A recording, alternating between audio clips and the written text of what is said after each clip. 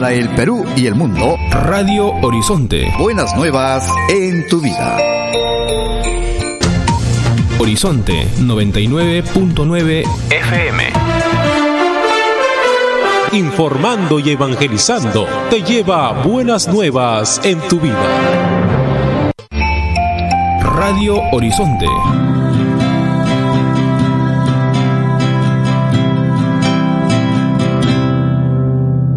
La primera radio católica de nuestra comunidad. Para el Perú y el mundo, Radio Horizonte. Buenas nuevas en tu vida.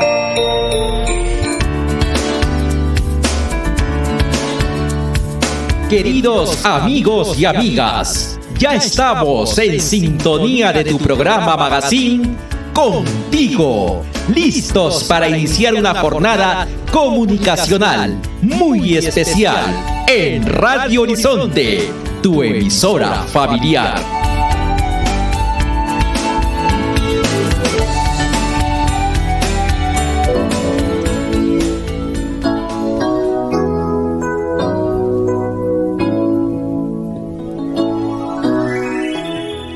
Hoy 9, ¿esta es mi cámara?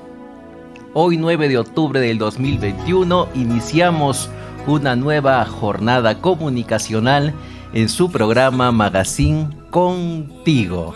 Estamos de 10 de la mañana a 12 del mediodía, todos los sábados. Mi nombre es César Falla Figueroa y los acompañaré hasta las 12 del mediodía. Hoy iniciamos nuestra 17ª jornada emisión aquí en Contigo. En principio quiero saludar al padre Lino Salazar Paisid, director de esta casa radial, por la oportunidad brindada ya desde inicio del mes de junio. Estamos aquí en Horizonte y esperemos continuar, caminar y progresar con esta linda radioemisora y de la mano de la Iglesia Católica y de Dios. Bien amigos, también quiero saludar a José Santos Paisid, responsable de programación y controles de esta radioemisora, bien cumpliendo una labor sustantiva día a día a cargo de la parte más importante de una radio como es la parte operativa. Bien, en esta oportunidad tenemos una emisión súper especial, dialogada como la anterior. Ya la próxima semana retomamos nuestra estructura habitual, pero eran entrevistas impostergables, ya pactadas y por supuesto que hemos perseguido desde hace buen tiempo. Hoy nos acompañarán dos grandes invitados, uno en el rubro católico cristiano y el otro dando a conocer, compartiendo un tema muy importante como es el simulacro familiar nocturno. Queridos amigos, también quiero saludar a los amigos de IDL Radio, una productora, una empresa, organización comunicacional, aliada estratégica de nuestro espacio programa Magazine Contigo. Asimismo, también quiero expresar mi saludo y el agradecimiento a la alianza estratégica que tenemos con CFTV, nuestro canal online, productora de este programa, que hace posible que semana a semana estemos llevando adelante este importante esfuerzo periodístico. Queridos amigos, también quiero resaltar que puedes encontrarnos a través de los 99.9 de la FM de Radio Horizonte, posteriormente en nuestro canal online, y también seguirnos en vivo a través de www.horizonteperú.com, nuestra página web institucional.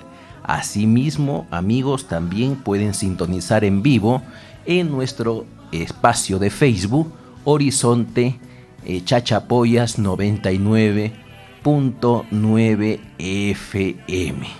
Bien amigos, iniciamos nuestro espacio radial con un bloque muy importante como es la entrevista. Tendremos dos momentos, el primer bloque la entrevista y el segundo bloque también una conversación muy interesante sobre el simulacro familiar. Vamos a nuestro segmento La Entrevista. En Contigo, La Entrevista. Muy bien, listo. Muy bien. Muy bien, amigos. Posteriormente, luego de terminados estos dos bloques, tendremos un especial que vamos a transmitir aquí en la radio respecto al simulacro familiar nocturno con lenguaje de señas.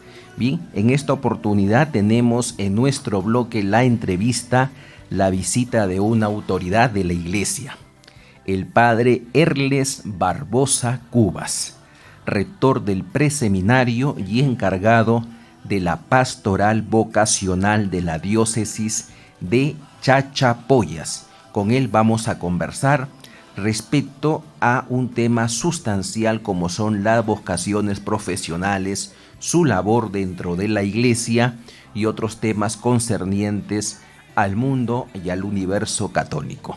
Y su saludo, padre Erles, ¿cómo le va? Un placer tenerlo en el programa, un gusto mayor y bueno, encantado de conversar con usted.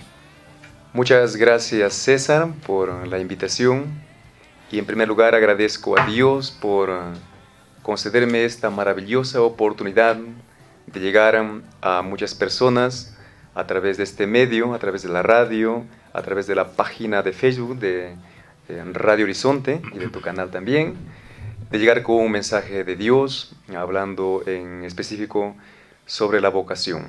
Y quería comunicarles, amigos, que pueden suscribirse, ya que me ha hecho acordar el padre Erles, a nuestro canal online, y esta es mi cámara del centro, ¿verdad? César Falla Figueroa _YouTube, a través de la plataforma de Google, ingresan y pulsan el botón suscribir. El padre Erles ya es un flamante miembro de nuestra familia de CFTV, a quien estamos agradecidos. Padre, va una pregunta, lo que llamamos en el argot periodístico de cajón. ¿Cómo generar más vocaciones sacerdotales desde la iglesia? Sí, es una pregunta importante y muy amplia, ¿no? que se puede ir explicando de muchas maneras, ¿no? En primer lugar, hay que decir que las vocaciones a la vida sacerdotal, especialmente, y también a la vida religiosa, está en crisis, ¿no? Especialmente en Europa y también ya en una crisis galopante en América Latina y en nuestra realidad, Chachapoyas, la diócesis de Chachapoyas, tenemos una crisis vocacional. Entonces, esto tiene pues distintas causas que seguramente ya luego lo iremos especificando. ¿Cómo generar vocaciones a la vida sacerdotal y religiosa? En primer lugar, debemos precisar que una vocación a la vida, ya sea sacerdotal o ya sea religiosa, es un llamado. No es una elección. Por ejemplo, en mi caso de mi Erles, ¿no? Yo no elegí ser sacerdote. Es más, en muchos casos, uno no quisiera ser sacerdote. Uno se resiste al llamado. Uno se quiere cambiar de planes. Pero Dios, cuando se fija, cuando te llama, pues te da los medios también. Y como que, entre comillas, te va persiguiendo de buena manera para este ministerio al que nos llama. Entonces, en primer lugar, la vocación es un llamado, ¿no? De su misma etimología, ¿no? Vocare es llamado, alguien te llama con la boca, ¿no? Para seguir algo. La vocación es un proyecto de Dios para cada uno. Mira, que en primer lugar, todo ser humano tiene una primera vocación universal, que es a ser santos. Todos tenemos una vocación universal que no podemos esquivar. Tú como profesional, yo como religioso, y cualquier persona tiene una vocación, la primera, que es a ser santos, es decir, a llegar un día a estar con Dios. Vocación primera. Luego hay vocaciones específicas donde realizar nuestra vida. Por ejemplo, la vida matrimonial, ¿no? La vida consagrada, religiosa, sacerdotal, o también la vida de soltería, ¿no? Y la vida profesional, por supuesto, ¿no? ¿Qué diríamos que es la vocación? Un proyecto que Dios tiene para ti. Es algo así como si Dios tuviera una invitación para ti en tu vida donde vas a ser feliz. Si tú vas en otra forma de vida, vas a ser menos feliz, vas a desarrollarte menos que si lo hicieras en tu vocación original, ¿no? Entonces, en mi caso, yo no desplegaría todo lo que soy en otra vocación, ¿no? Ajá, sí. Usted nos disculpe lo burdo y lo mundano de mi comparación, pero son las contradicciones de la vida. Usted nos ha tirado las cartas sobre la mesa y donde cada carta representa un tema. Es todo un universo muy complejo, Claro, el sí, tema sí. de las vocaciones. Y me nace una pregunta fuera de guión. ¿Cómo el ser humano puede advertir este llamado de Dios? Este llamado bendito. Sí, sí. Dios habla al corazón del ser humano, corazón entendido como la parte más íntima del ser humano, ¿no? O la conciencia. Uno va advirtiendo de distintas maneras, ¿no? Por ejemplo, cuando a uno le gusta rezar, ¿no? Va viendo que quizá es su vocación sacerdotal. Cuando a uno le gusta asistir a la iglesia, ¿no? Otra característica.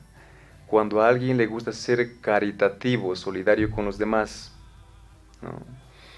Cuando le gusta defender a la iglesia de algunos ataques, ¿no? Que le hacen, cuando alguien tiene devoción a la Virgen María, cuando ama, en definitiva, la dimensión pues divina, ama a Dios, va sintiendo que son unas características que nos indican que Dios te puede llamar. ¿Sí? Eso, ¿no? Muy bien, padre. Y permítame plantearle un tema con un ejemplo vivo, cercano, de mi entorno. Me extraña que Chachapoyas, siendo una ciudad tan católica, con misas llenas, con iglesias llenas, tan conservadora, tan familiar, sea parte de esa crisis que usted plantea, de vocaciones sacerdotales. Y le digo porque me causa curiosidad. Yo tengo una muy buena amiga acá en Chachapoyas. He ido cultivando amistades en el tiempo que tengo. Yo soy de Chiclayo. Y esta gran amiga, muy trabajadora, muy decente, tiene su pequeñito, de nombre Ian, a quien va mi saludo. Ian sufrió para nacer. Tuvo problemas, mi querida amiga.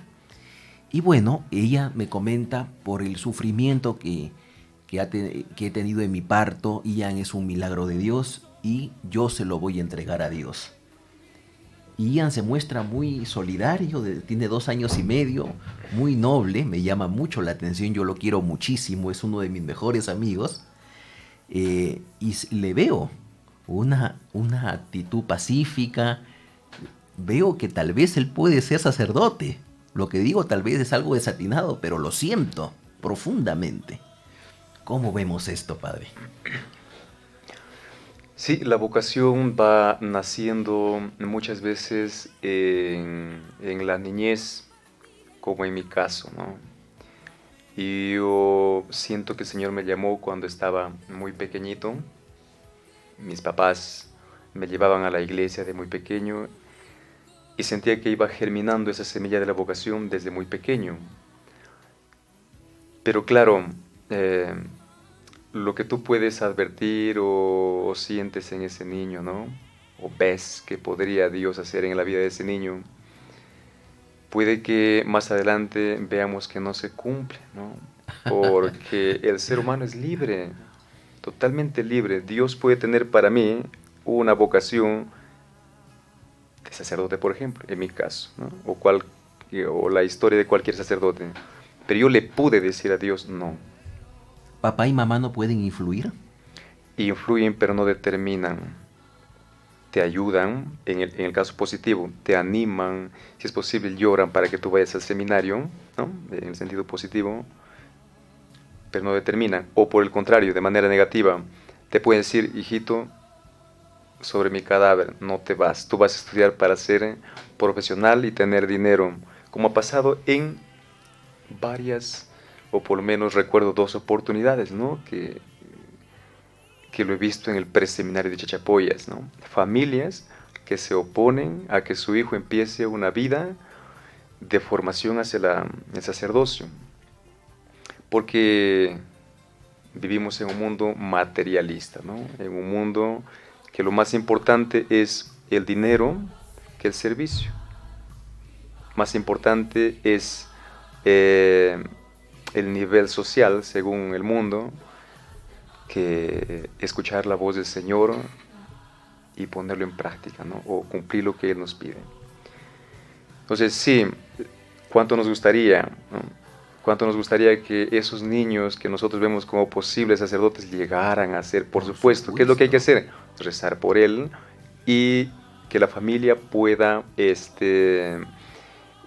generar un clima cristiano, ¿no? Apoyarlo, para que esa semillita de la vocación que Dios puede sembrar en su corazón vaya germinando, ¿no? Que vea, por ejemplo, que sus papás van a la misa, que sus papás se respetan, que sus papás rezan todos los días. Eso es un humus, una tierra pues muy apta para que una vocación germine, ¿no? Pero al final uno toma la decisión. Uno toma la decisión. El ser humano, esa es pues el misterio que Dios le ha dado al ser humano. Puede decirle a Dios sí o puede decirle a Dios no. Pero si le dice no, sufre lógicamente ciertas consecuencias, ¿no? Va a ser infeliz en su vida. Frustraciones, ¿no? Hay mucha gente que no encuentra el sitio en este mundo, ¿no? Porque no ha descubierto su vocación verdadera, ¿no? Y le cuento una experiencia, padre, personal, lejana al tema, por supuesto, de las vocaciones sacerdotales, o no sé qué tanto. A mí desde pequeño me gustaba el curso de religión. Claro que eso no significa marca un camino a una vocación sacerdotal. Lo tomaba como un buen estudiante, me gustaba, sacaba buenas notas, me gustaba mucho leer el catecismo, la Biblia, interpretar las citas bíblicas de acuerdo a un nivel primarioso de mi época de escuela. Pero encontré en la comunicación y en el periodismo una causa, un propósito para servir a Jesús y hacer el bien. ¿Cuántas tentaciones he tenido en la calle? No, tu programa es muy limpio, le falta más aderezo, y ¿por qué no tocas a las municipalidades? Y es lo mismo de siempre. Yo no nací para lo mismo de siempre. Entonces, he encontrado en este campo ¿cómo les puedo decir? Un propósito para servir a Jesús. ¿Qué le parece mi testimonio? Dios te ha llamado a esto, ¿no? El laico, el ser laico, es decir, no ser consagrado, ni no tener una ordenación sacerdotal o una consagración a la vida religiosa, ¿no? El laico, el bautizado, tiene su misión en el mundo, es decir, tiene que hacer presente a Dios en el mundo, y es tarea tan difícil, igual o quizá más difícil que la que tenemos los sacerdotes, porque tú sabes cómo está el mundo de hoy, mundo entendido como las complejas relaciones de corrupción que hay en la sociedad, ¿no? Sí. Entonces, evangelizar hoy en este mundo es una tarea para el cristiano, para el laico, para ti que eres laico. Y a nosotros se nos exige en nuestro lugar también. Entonces, es una petición de Dios, es un llamado de Dios, una invitación del Señor a cada persona cristiana bautizada a donde esté comunicar el reino de Dios. ¿Y qué es el reino de Dios?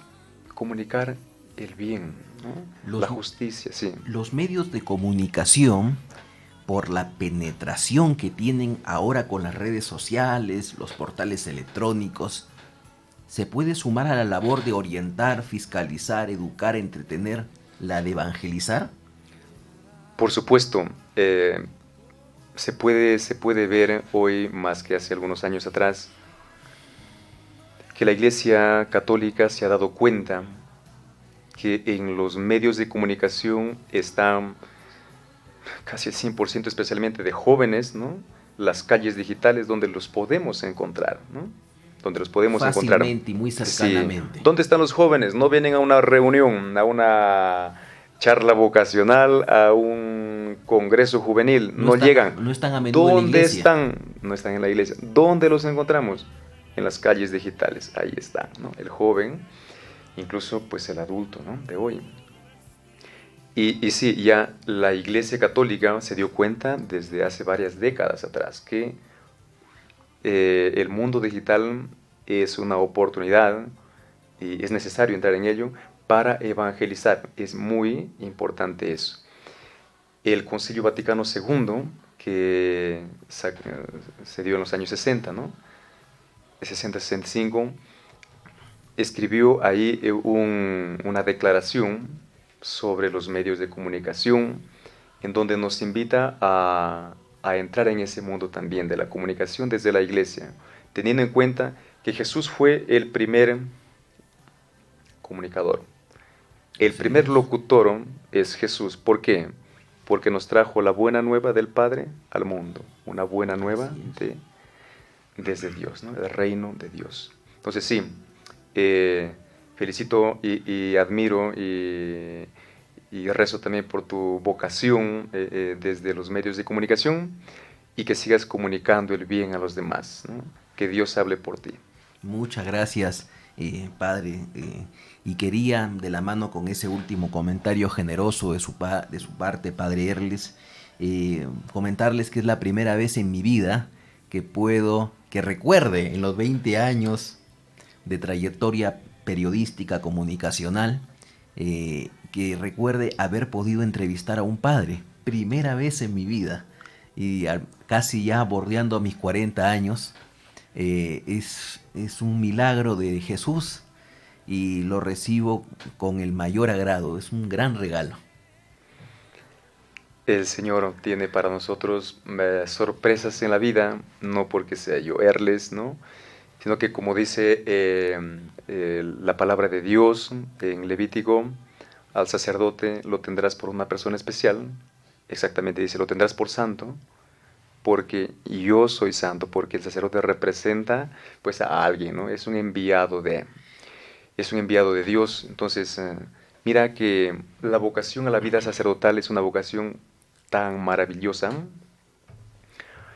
que a veces no logramos valorar del todo. No entendemos muy bien, no lo merecemos, ¿no? Nadie de los sacerdotes que somos en el mundo mereció ser sacerdote. Porque ya esto visto más desde la fe, no desde las ciencias y de la comprobación matemática, ¿no? Desde o la experimental. católica. Sí. Ajá. Lo que hace un sacerdote es muy especial y no lo puede hacer nadie en el mundo, ¿no? Es, en palabra de algunos santos, un privilegio, entre comillas, pero es de servicio, ¿no? Que no lo tienen ni los ángeles, ¿no? Ni los ángeles. ¿Por qué? Porque el sacerdote puede, por el poder que Jesús les dio, puede perdonar los pecados, imagínate. O sea que en la iglesia sí hay poder para perdonar pecados, ¿no? Lo podemos encontrar en la Biblia, en Mateo 9, ¿no? Uh-huh. Y el sacerdote ha recibido ese poder de Dios que lo ha dado Jesús a los apóstoles, ¿no? Jesús a los apóstoles les dijo, reciban el Espíritu Santo. A quienes perdonen los pecados les quedan perdonados, y a quienes se los retengan les quedan retenidos. O sea que ¿quién puede perdonar pecados? Solamente Dios. Y hay una Pero, curiosidad, sí, siga, padre. termino esta idea para que no sí, quede sí. Solamente Dios puede perdonar pecados. Pero Jesús, que es Dios, porque lo quiso, porque le dio la gana, ¿no? Porque es Dios, quiso dar ese poder a un grupito que se llamaba sus apóstoles. Y estos apóstoles fueron comunicando ese poder por medio de la imposición de manos de generación en generación hasta el día de hoy. Entonces hay una diferencia entre sacerdocio común, que tú lo tienes también, porque te han ungido en el bautismo como sacerdote, profeta y rey, y hay una vocación específica, el sacerdocio como ministerio, que es el que se recibe por la imposición de las manos, ¿no? A mí me ordenó sacerdote el obispo Monseñor Emiliano, ¿no? Nuestro obispo de Chachapoyas, pero él recibió también una orden, le impusieron las manos otros obispos, y a estos obispos otros anteriormente, y así podemos regresar hasta los apóstoles, ¿no? Es un poder que se transmite. Entonces, esa gracia que tenemos, ese don inmerecido, totalmente inmerecido, de perdonar pecados, por ejemplo, en la confesión, eso no lo puede hacer cualquier persona. Yo cuando esté, supongamos, o cualquiera, cuando esté en el lecho de la agonía, no puede decir que venga el presidente de Estados Unidos para que me perdone los pecados, o que venga Pedro Castillo y me perdone los pecados. No se puede, ni tu papá ni tu mamá, solamente el sacerdote. Y luego, otra cosa maravillosa, otro regalo muy grande, es el poder celebrar la Eucaristía. En las manos del sacerdote se hace presente, o por medio de las manos del sacerdote, Cristo mismo en el pan consagrado y en el vino consagrado, que ya no es pan ni vino, sino cuerpo y sangre de Cristo, viene a este mundo. O sea que podríamos decir de alguna manera que Dios se sirve del sacerdote para venir a alimentar a su pueblo con el pan del cielo, ¿no? Entonces por eso decía que lo que hace un sacerdote es lo mejor, es una de las cosas muy bonitas de este mundo, ¿no? Y padres, tengo dos preguntas también fuera de guión.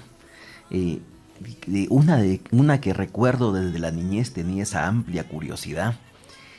¿Cómo así Dios, Jesús, a través de su Hijo Jesús, designa a Pedro como representante de Dios Padre en la iglesia? ¿Qué criterio toma? Si es que nos puede compartir, padre, o si tiene alguna aproximación al respecto. Pedro no es representante de Dios Padre, ¿no? Hay tres personas, un solo Dios, tres personas distintas. Explíquenos. Padre, Hijo y Espíritu Santo. Ajá. Un solo Dios, pero trinitario, en tres personas, ¿no? Padre, Hijo y Espíritu Santo. No lo vamos a entender porque es un misterio, pero podría decirse como un trébol, ¿no? Un trébol tiene pues tres hojitas, ¿no? Así es. Pero es un solo trébol. Pero el lado, podríamos decir, A del trébol no es el lado B o el lado C del trébol. Y esto descansa en la fe. Sí, es fe, ¿no? Es un dogma, ¿no? Explíquenos, por favor. Primero te explico la pregunta sobre Pedro, ¿no? Uh-huh. Me decías por qué Jesús, o algo así, designó a Pedro como el jefe de la iglesia. Así es. Jesús en Mateo 16-18 le encarga, o primero funda su iglesia. Dice Mateo 16-18. Jesús pregunta a sus discípulos, ¿quién dice la gente que soy yo? ¿No? Y ellos dicen, unos dicen que Juan Bautista, otros que Elías, otros un profeta. Bien, y Jesús le dice, ¿y ustedes quién dicen que soy yo? Y ahí toma la iniciativa Pedro, ¿no? Levanta seguramente el dedo y dice, Señor, tú eres el Mesías, el Hijo de Dios vivo, ¿no? Y Jesús le da, porque él quiso, así lo quiso, Así es. le da el primado, ¿no? Primer lugar, a Pedro de tres maneras. Si lo pudiéramos leer, sería más claro. Pero dice, en primer lugar, una expresión de que le da el poder sobre la iglesia, ¿no? Le dice, tú eres Pedro, ¿no? Se llamaba Simón, ¿no? En realidad se llamaba Simón, pero le cambia el nombre Pedro, que significa piedra. Tú eres Pedro, y sobre esta piedra edificaré mi iglesia. Poder. Le deja como una piedra importante en la iglesia, ¿no? Por supuesto que Jesús es la piedra angular, ¿no? Pedro no reemplaza a Jesús, ¿no? Después de Jesús, Pedro, ¿no? En segundo lugar, te daré las llaves del reino de los cielos, ¿no? Te daré las llaves del reino de los cielos. Segunda manera de decir, Pedro, tú vas a ser el líder. Porque ¿quién tiene las llaves? Si nos vamos a Isaías 22:20, creo está, el que recibía las llaves era el encargado del pueblo, ¿no? Si tú puedes leer ahí, ¿no? En Isaías 22:20, o si no es 22:20, es 22, ¿no? Cualquiera de los dos. Dice que cuando el rey iba de viaje o iba a otro lugar, encargaba a un mayordomo que se quede al cuidado de la ciudad. Y a ese mayordomo le tenían que llamar todos Padre. Entonces, aquí, ¿quién es el rey? Jesús, ¿no? Jesús. ¿Por qué? Porque él tiene las llaves, ¿no? Así es. Y ese rey, ¿a quién le encarga las llaves? A Pedro. Se queda como mayordomo. Se queda como jefe. Y a ese mayordomo, ¿cómo lo tienen que llamar? En el mundo judío lo entendía perfectamente. Que quien se quedaba con las llaves, se quedaba como papá, ¿no? No sé si encontraste esa cita. Sí. Acá tengo profecía contra el valle de la visión. Isaías, ¿no? Isaías 22. Si me permite, padre. A ver, tenemos acá la Biblia. Estamos en Isaías, si la puede ubicar mejor. Encantado. Yeah. Estamos en entrevista en exclusiva con el padre Erles Barbosa Cubas, una autoridad de la iglesia que nos está compartiendo el mundo de las vocaciones sacerdotales, algunos temas de la vida misma, que realmente es un placer tenerlo aquí, un placer católico, un placer cristiano. Y bueno, esto reafirma nuestro compromiso con los propósitos de la iglesia, con la lectura de la Biblia, y este programa va dirigido a la familia, a los niños, adolescentes sobre todo, que es nuestra principal, no preocupación, sino ocupación.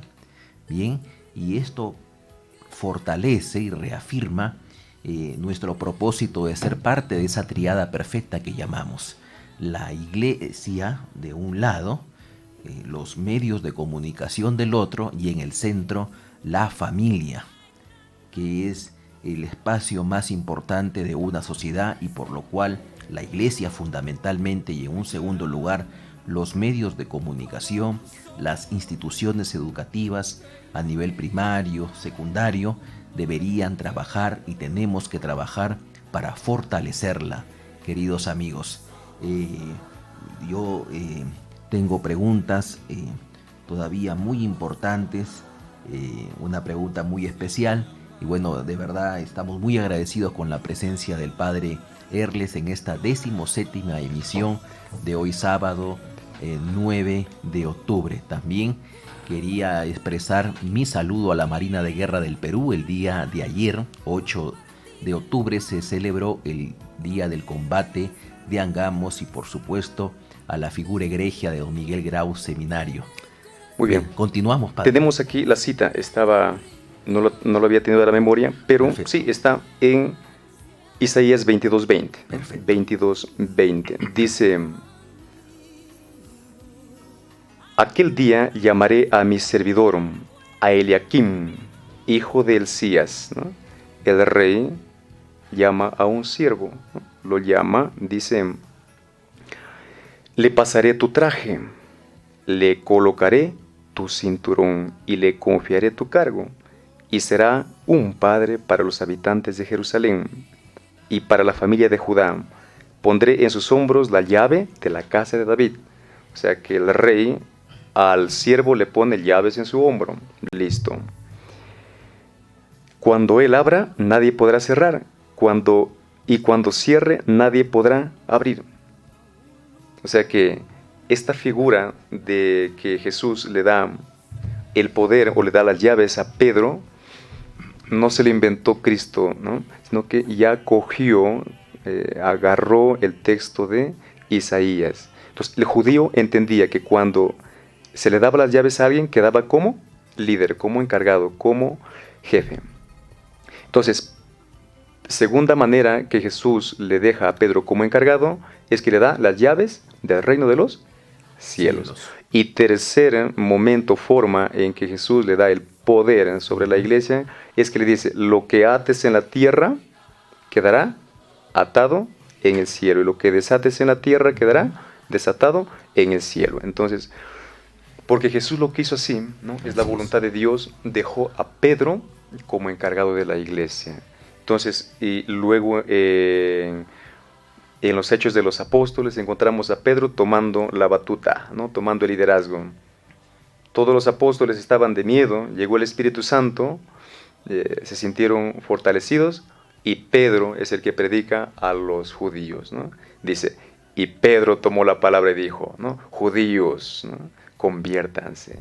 Al Cristo que ustedes mataron, Dios Padre lo resucitó. Y hay una leyenda urbana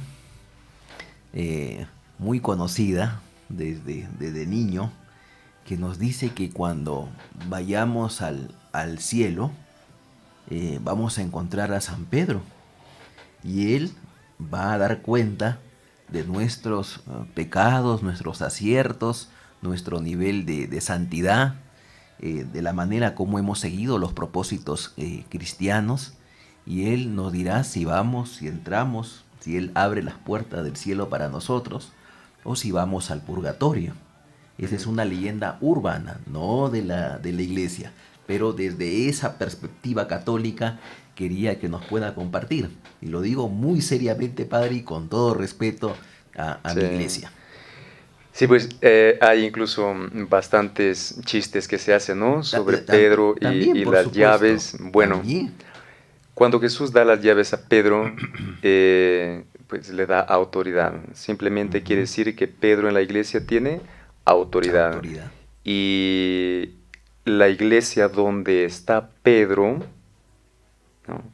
Esto es importante, la iglesia en donde está Pedro es la iglesia que Jesús fundó, ¿no?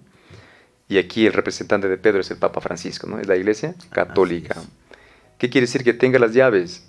Que quien esté dentro de la iglesia tiene esa posibilidad, ¿no? De entrar en el reino de los cielos, ¿no? De entrar en el reino de los cielos, pero por supuesto si cumplimos lo que Jesús nos dice, ¿no? No solamente bautizarse y después decir ya soy de la iglesia católica y luego vivir una vida desordenada, eso no pasa por ahí. No pasa por ahí. Entonces, claro, lo resto, ¿no? Que Pedro te recibe en el cielo, que te abre la puerta del cielo, es una manera pues terrenal de explicar lo que no sabemos del cielo. Porque en realidad en el cielo es espiritual, ¿no? No hay materia, ¿no? Entonces, eso es claro, ¿no? El cielo es espiritual, ¿no? No hay materia, entonces no podemos imaginarnos cómo será algo sin materia, solo Dios lo sabe. Para decir, entonces, para explicar el cielo utilizamos formas humanas, ¿no? Como, pues, no sé, las nubes, la luz, o para el infierno el fuego, o para el diablo también los cuernos, ¿sí? ¿No? Como de un toro, ¿no? Pero en realidad el cielo es estar con Dios, el cielo es Dios, ¿no? ¿Y el infierno? Ausencia de Dios. Y no hay nada más triste, no hay peor cosa que nos podamos imaginar que estar sin Dios, ¿no? ¿Y el purgatorio, padre? El purgatorio es un estado de purificación, ¿no? Jesús, cuando cuenta una parábola del siervo que debe a su patrón tantos denarios, ¿no? Y su patrón le perdona, se va afuera y encuentra a alguien que le debía muy poquito y le dice, págame, hasta que lo hizo pagar, ¿no? Y cuando al patrón le dicen, mira lo que ha hecho este. Tú le perdonaste, pero no fue capaz de perdonar a su amigo, ¿no? Que le debía.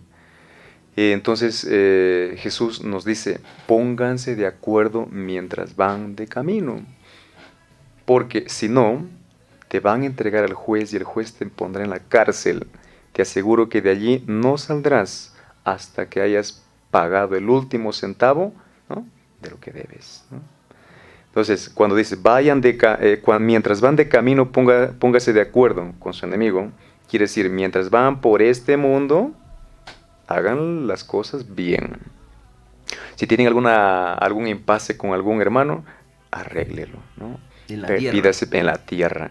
Porque dice, porque si no te arreglas, ¿no?, dice, al que le debes, ¿no?, te va a entregar al juez. ¿Y quién es el juez? Universal. ¿Quién se puede poner como juez de todos? Dios, ¿no? Te entregará al juez y dice, y el juez te pondrá a la cárcel. Pregunto, ¿esta cárcel está indicando el infierno o una cadena perpetua? ¿Es cadena perpetua? No creo. No, porque saldrás. Pero ese cielo no es el cielo, porque el cielo no es una cárcel, ¿no? Exacto. Entonces, ¿qué es ese lugar? El purgatorio. La iglesia lo llama ese lugar de purificación. No saldrás hasta que hayas pagado el último centavo, ¿no? Luego, Jesús, cuando habla del pecado contra el Espíritu Santo, dice, a quien hable contra el Hijo, que es Él, no el Hijo de Dios, se le perdonará. Pero a quien hable contra el Espíritu Santo, no se le perdonará ni en esta vida, ni en la otra. Deja ahí algo implícito, ¿no? Claro. Que hay pecados que sí se pueden perdonar en esta vida y también en la otra. Solamente el pecado contra el Espíritu Santo no se perdona ni en esta ni en la otra. Bien, padre. Entonces, la palabra purgatorio no existe en la Biblia. No lo busques, no existe. Pero la doctrina del purgatorio sí existe, lo que te estoy presentando. De manera implícita. De manera, ahí está, ¿no? De manera implícita está, ¿no? Por ejemplo, ahí en la primera ejemplo que te puse, o el primer texto, es un lugar de purificación, ¿no? Y pues luego también San Pedro habla que seremos pasados como por el fuego para purificar la obra, ¿no? San Pedro habla de una purificación como si pasáramos por el fuego para que esa obra, como si fuera, por ejemplo, una olla de tierra que tiene que pasar por fuego para que se purifique, tiene que pasar por el fuego para que sea una obra más perfecta, ¿no? Bueno, yo le agradezco, padre, por esa explicación. Yo quiero hacer un pequeñito paréntesis para consultarle algo importante para mí. Como mi persona, muchos, la mayoría de seres humanos hemos pasado por momentos muy difíciles en diferente orden, familiar, sentimental, económico, de salud. Yo pasé, de los tantos trances que he pasado, por un momento difícil, en el cual me vi muy complicado y me aferré a Jesús, a su palabra, a su mandamiento, y me puse a pensar en el propósito que Él tiene para mí, y lo he ido descubriendo en el camino, pero me aferré a Él, a su fe, y pude salir adelante. El problema le pongo así algo muy práctico. Lo tuve, por ejemplo, una tarde de un miércoles y tenía que ir a dar clases a la Municipalidad de Chiclayo de oratoria un jueves muy temprano. Me aferré a Él y Él me dio la fuerza para levantarme. Era un problema sentimental. Y pude reponerme y le dije, Jesús, tú me vas a ayudar, tú eres mi fuerza y voy a salir adelante. Y hasta ahora, Padre, salí adelante, el problema ya se despojó y a la persona que tomó su decisión, dejé que haga su vida, yo la mía, y seguí adelante. ¿Cómo usted ya fuera del tema de hoy, ¿cómo puede usted interpretar eso? Dar una explicación, padre. Sí, dice la palabra de Dios que Jesús asumió toda nuestra condición humana. Fue igual a nosotros, menos en el pecado. Jesús también sufrió. Jesús también sufrió. Pero desde que vino Jesús a la tierra, sufrió. Incluso, no nos dice la Biblia, pero seguramente se habrá enfermado Jesús. Con algunas gripes, no sé, pero se habrá enfermado. Claro. Desde que Jesús sufrió, tanto físicamente como el rechazo de los demás, tuvo tantos problemas, le insultaron, ¿no? Le decían comilón, borracho, le decían pues tantas cosas que a él lo herían también, porque él es ser humano. Su palabra. Claro. Pero Jesús nos enseñó que nuestra vida encuentra sentido desde Dios. Todo problema es una forma, ¿no? por medio del cual Dios nos llama a algo mejor. Por ejemplo, algunas personas, recuerdo hoy un padrecito, un sacerdote que era mi profesor en el seminario. Y a partir de ese momento, padre, disculpe usted, Sí. me fue mejor, mucho mejor. Claro. De la línea que usted está diciendo. De que se quedaba en el ejemplo del padre. Decía el padre que conocía a una muchacha, ¿no? Que pues vivía una vida muy disoluta, muy perdida por ahí, en fiestas, etc. Y un día tuvo un accidente, creo que después de salir de alguna discoteca por ahí en su carro, tuvo un accidente y se quedó parapléjica casi, ¿no? Con medio cuerpo paralizado. Pero más adelante se encontró con Jesús, pudo entender este episodio tan triste de su vida. Creo que al final escribió un libro, ¿no? Y este padre lo acomodó, lo redactó mejor y lo publicaron, me parece, ese libro. Entonces contaba ahí que esa persona más bien daba gracias a Dios por ese accidente. Daba gracias a Dios por ese accidente, porque si no su vida se hubiera ido al barranco, al abismo, al infierno, y más bien Dios utilizó esa cruz tan pesada, ¿no? del accidente para que ella se encontrara con Cristo y estaba más feliz que antes todavía. O también otro testimonio de una persona, creo que se llamaba María Dolores, que llegó a tener cáncer, ¿no? Y en todo su proceso de enfermedad del cáncer, ella iba escribiendo en su diario. También este padrecito redactó su libro, creo que no sé si incluso en el internet lo podemos encontrar, ¿no? Y esta persona con cáncer iba contando que se sentía más feliz, incluso estando con esa enfermedad, no porque seamos masoquistas, busquemos el dolor, sino que se había encontrado más con el Señor y había sentido mucho más intensamente el amor de su familia cuando ella estaba en esos problemas. Entonces, para el cristiano, los problemas, las dificultades, el dolor, ¿no? La enfermedad, es una oportunidad incluso para ser mejores. En otras palabras, los problemas son ocasión de redención, ¿no? Por eso cuando podemos ir a un enfermo, a mí me pasa, ¿no? A dar la unción, o a confesarle, o a estar con él, ella o él.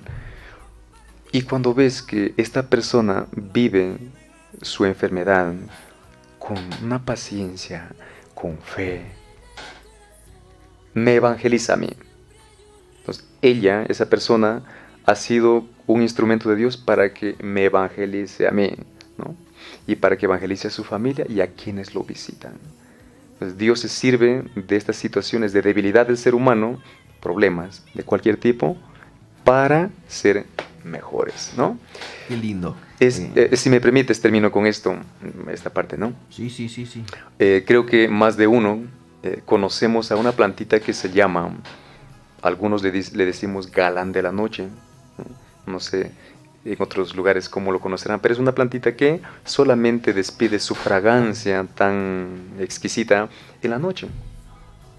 Es una plantita que despide su aroma solamente en la noche, en el día, nada, ¿no? Entonces, cuando tienes una plantita en tu casa, pues inunda toda tu casa y pasa a la calle, ¿no?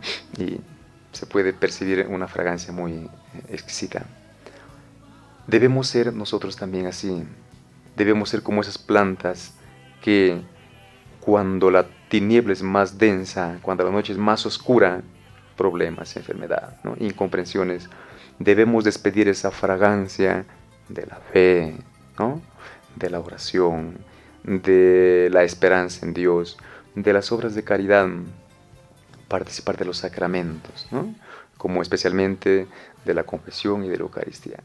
Eso va a ser de nosotros personas que demos un buen testimonio, un buen aroma a los demás, e incluso podamos ser motivo de que otros se pregunten, ¿y este padrecito, esta hermana religiosa, este cristiano que se va a la misa, mira, tantos problemas tiene y está derecho ahí, bien plantado? Y yo con menos problemas estoy derribándome. ¿Qué pasará? Por ahí puede empezar también nuestra evangelización, ¿no? Así es. Padre, ¿cuál es el rol de un sacerdote en la actualidad frente a un mundo cada día más egoísta, más intolerante, más irritable, más conflictivo?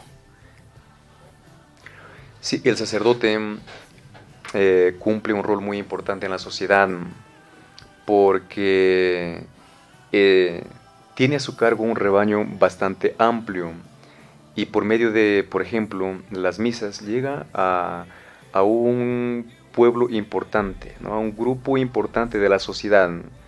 Entonces el sacerdote es un medio de Dios para ir transformando la sociedad, ¿no? Mucha gente empieza grandes cambios políticos, ¿no? De distinta índole porque aprendió en una catequesis, porque fue acompañado por un sacerdote o una hermana religiosa, ¿no? Pero nos quedamos con el sacerdote ahora que estamos hablando de él, y vio su testimonio, ¿no?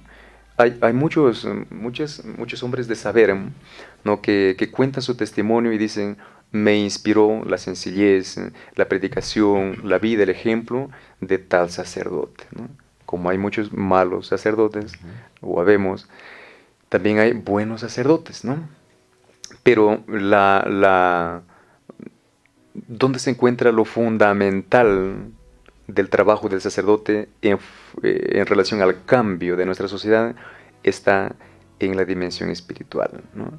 Un mundo que está tan herido, pero no solamente a nivel emocional, psicológico, sino espiritual. Tan resentido. Tan resentido, el sacerdote, por medio de la confesión, puede ir permitiendo o canalizando la gracia de Dios para sanar ese corazón.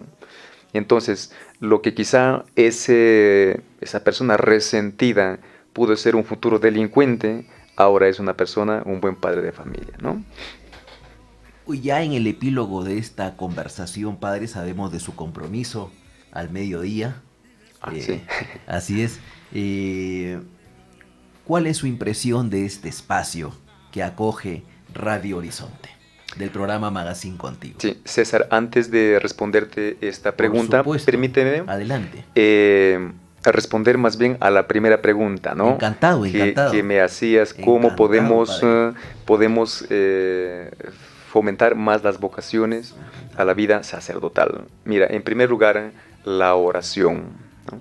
Le decía yo a alguien, a una persona joven, cuando me contó sus problemas, tienes que rezar, ¿no? Y me dijo, me has hecho el día, ¿no? Como si rezando se solucionara los problemas.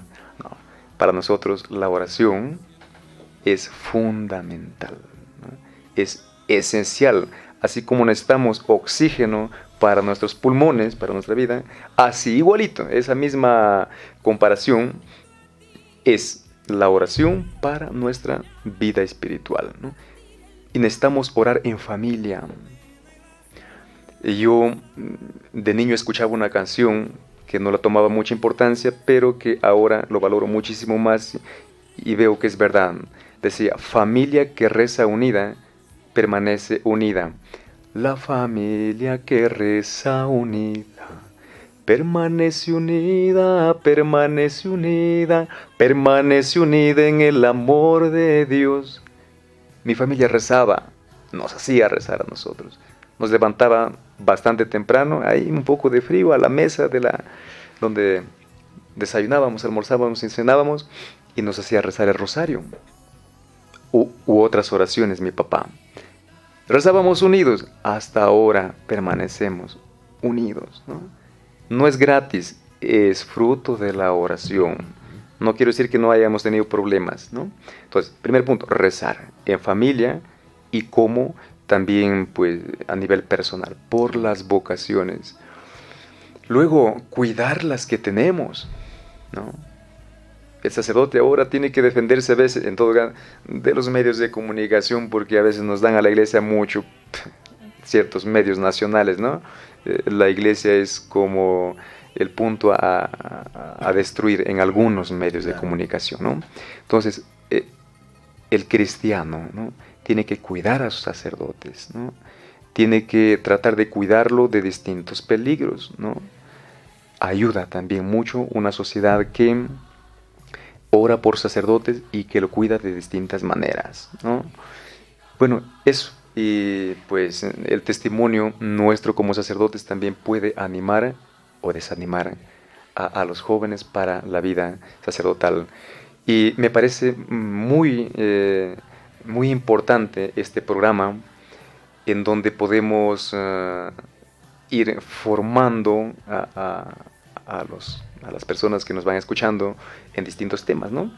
Y qué bonito que este día hayamos tocado el tema de la vocación, pero en esta vocación particular del sacerdocio. Muy importante, te animo, sigue difundiendo la verdad, sigue formando a los demás desde la cultura, desde distintas áreas de la persona humana que nos pueden hacer mejores, ¿no? Con tu granito de arena podemos estar contribuyendo a que esta sociedad se transforme en mejor, ¿no? Se haga más humana, se haga más cristiana, ¿no? Eso. Su mensaje final, padre, de despedida a la comunidad católica de la ciudad de Chachapoyas, del departamento de Amazonas y del país en su conjunto. Sí, en primer lugar, quisiera decir para todos los que nos escuchan, si es que hay algunos jóvenes que nos están escuchando y mucho más si están en edad de decir sí al Señor para la vocación sacerdotal, te animo, ¿no? Dios tiene un plan para ti, para mí. Si es la vocación a la vida sacerdotal, qué bien, porque Cristo no vale la pena, vale la vida, ¿no? Hay que consagrar toda. La vocación sacerdotal es una vocación de servicio, ¿no? Es una vocación desinteresada. Y bueno, pues, qué mensaje para ustedes, queridos hermanos. Y aunque lo hayamos escuchado muchísimas veces y haya pasado desapercibido, Dios te ama, ¿no? Eres importantísimo y importantísima para Dios. No eres fruto de una casualidad, del azar. Somos fruto del amor de Dios. Eres imagen y semejanza de Dios.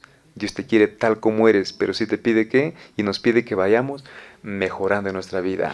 El Señor Jesús esté en tu vida, en tu familia, y te ayude para ser cada día mejor persona. Suchas gracias, padre. Rece por mí y, como siempre, rece por toda la comunidad. Como decía el Papa Francisco, echen un recito por mí. También supuesto, yo les digo a ustedes, recen por nosotros, ¿no? Recen por nosotros, porque llevamos una vocación tan bonita, tan bonita, pero a la vez tan frágil, ¿no? Como lleváramos un tesoro en las manos, que podemos tropezarnos y ese tesoro va por tierra. Y abierto contigo a la difusión de todas las actividades de la Iglesia Católica acá en Chachapoyas. Gracias, César. Te agradezco y que sigas haciendo pues extensivo todo lo que vamos haciendo como actividades dentro de la Iglesia, y que Dios te bendiga y bendiga a tus radio oyentes y también a quienes nos siguen por las páginas, las redes sociales. Muchas gracias. Muchas gracias, padre. Lo propio para usted y para toda la comunidad católica de Chachapoyas. y la diócesis de Chachapoyas. Fue con ustedes el padre Erles Barbosa Cubas. Nosotros vamos a una pausa comercial de la radio y volvemos de un tiempo aquí en Contigo. Junto a ti quiero caminar, compartir el pan. Pontificia Universidad Católica del Perú. Somos la primera universidad peruana en alcanzar el puesto 13 en América Latina, según el ranking QS LATAM 2022, gracias a una formación de calidad internacional que transforma nuestro país. Pontificia Universidad Católica del Perú.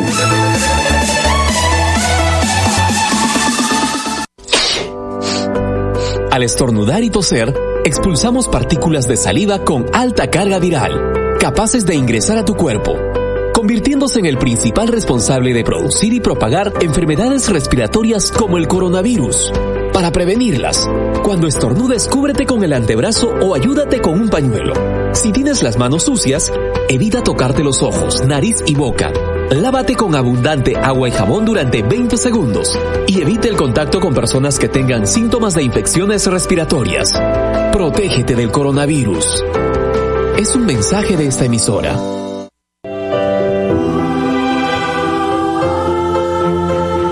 Octubre, mes del Santo Rosario. La palabra rosario significa corona de rosas. Rezar el rosario es como llevar 10 rosas a María en cada misterio. Es una manera de repetirle muchas veces lo mucho que la queremos. El amor y la piedad no se cansan nunca de repetir con frecuencia las mismas palabras, porque siempre contienen algo nuevo. Si lo rezamos todos los días, la Virgen nos llenará de gracias y nos ayudará a llegar al cielo. Octubre, mes del Santo Rosario.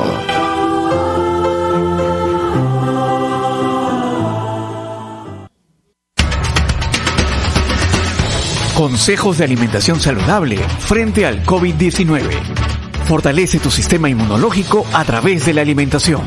Incorpora alimentos ricos en vitaminas, proteínas y hierro, en vez de comprar únicamente pastas y arroz.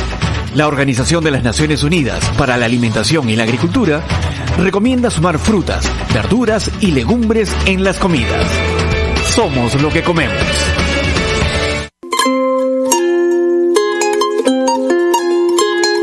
En Radio Horizonte, hagamos lío con el Papa Francisco. Con espíritu fraterno me uno a este mensaje de esperanza en un futuro más luminoso. Gracias a Dios y al trabajo de muchos, hoy tenemos vacunas para protegernos del COVID-19. Ellas traen esperanza para acabar la pandemia, pero solo si están disponibles para todos y si colaboramos unos con otros. Vacunarse con vacunas autorizadas por las autoridades competentes es un acto de amor, y ayudar a que la mayoría de la gente lo haga es un acto de amor. Amor a uno mismo, amor a los familiares y amigos, amor a todos los pueblos. El amor es también social y político. Hay amor social y amor político. Es universal, siempre desbordante de pequeños gestos de caridad personal capaces de transformar y mejorar las sociedades. Vacunarse es un modo sencillo pero profundo de promover el bien común y de cuidarnos unos a otros, especialmente los más vulnerables. Le pido a Dios para que cada uno pueda aportar su pequeño grano de arena, su pequeño gesto de amor. Por más pequeño que sea, el amor siempre es grande. Aportar esos pequeños gestos para un futuro mejor. Que Dios los bendiga y muchas gracias. Gracias, Papa Francisco. En Radio Horizonte, escucha a la psicóloga Lupita Venegas. A mis queridísimos amigos en Perú, en la diócesis de Chachapoyas, les envío un cordial saludo y los invito a sintonizar la 99.9 de FM Horizonte. Escucha desde el corazón, de lunes a viernes, de 8 de la mañana a 9 de la mañana. Te damos alimento para el alma, pero no chatarra, proteína pura. Sigue en sintonía con nosotros.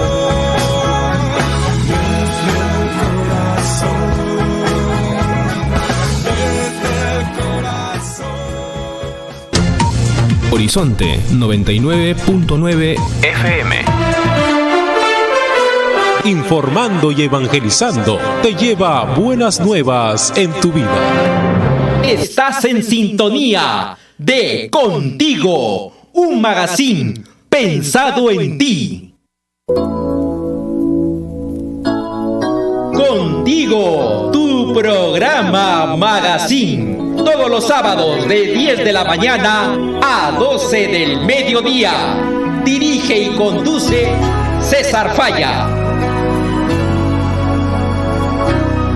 Quiero ser un puerto. Bien, amigos, luego de esta linda entrevista con el padre Erles, una maravillosa experiencia personal y estoy seguro experiencia que ha sido compartida por todos y cada uno de nosotros, nos deja una gran lección de ese llamado bendito que recibimos de nuestro Señor Jesús, un llamado que viene de la etimología del mismo término de vocaciones, vocare, que hay que advertir, que hay que saber darnos cuenta en qué momento llega. Es como un mandato imperativo de nuestro Señor Jesús, el hacedor de nuestras vidas, de Dios. Y qué bonito que esto se vea reflejado desde la niñez, se vea reflejado en algunos desde la adolescencia y la familia pueda impulsar, pueda motivar, la familia pueda acompañar. Él les contaba la experiencia de mi gran amigo, un pequeñito Ia, el cual veo el perfil para que más adelante él pueda fortalecer su cercanía a Jesús en base a sus valores y pueda asumir esta vocación. Ya la decisión la toma él. Y así como el ejemplo de Ian, otros niños, otros adolescentes que reciben este llamado y espero puedan darse cuenta en su momento. Bien, amigos, nosotros vamos a dar a conocer un bonito especial respecto al acontecimiento que tenemos el próximo miércoles 13 de octubre, el simulacro familiar nocturno. ¿Ya lo tenemos, José? Muy bien, vamos adelante con el simulacro familiar nocturno, una producción audiovisual con lenguaje de señas. Adelante. Entienden de pandemia, por eso todos debemos estar preparados. Este miércoles 13 de octubre, desde las 8 de la noche, participa en el segundo simulacro familiar del año. Durante este simulacro nocturno no evacuaremos, pero sí practicaremos estos 3 pasos. Paso 1. Repasa con toda tu familia el plan familiar. Por eso todos debemos estar preparados. Este miércoles 13 de octubre, desde las 8 de la noche, participa en el segundo simulacro familiar del año. Durante este simulacro nocturno no evacuaremos, pero sí practicaremos estos 3 pasos. Paso 1. Repasa con toda tu familia el plan familiar de emergencia, es decir, las actividades para organizarse y responder ante una emergencia en familia. Si no la tienen, elabórenlo y practíquenlo. Paso 2. Revisa con toda tu familia los artículos del combo de la supervivencia, integrados por la mochila para emergencias y la caja de reserva. Si no las tienen, prepárenlas de acuerdo a sus necesidades. Paso 3. Ubícate en las zonas seguras internas ante sismo. Verifica que sean accesibles, iluminadas y sin obstáculos. Practica agacharte, cubrirte y o sujetarte para prepararte ante grandes sismos. Recuerda, este año el ejercicio no implica evacuación. Este miércoles 13 de octubre, desde las 8 de la noche, participa del segundo simulacro familiar sin salir de tu casa. Para más información, ingresa a www.gov.p/INDECI y síguenos en nuestras redes sociales.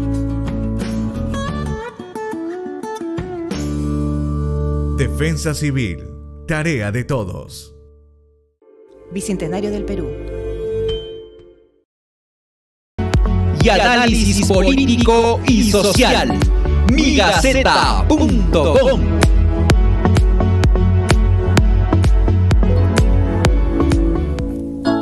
Bien, amigos, y vamos a presentar a una empresa amiga que se suma a este programa Magazine Contigo. Se trata de la tienda Cales.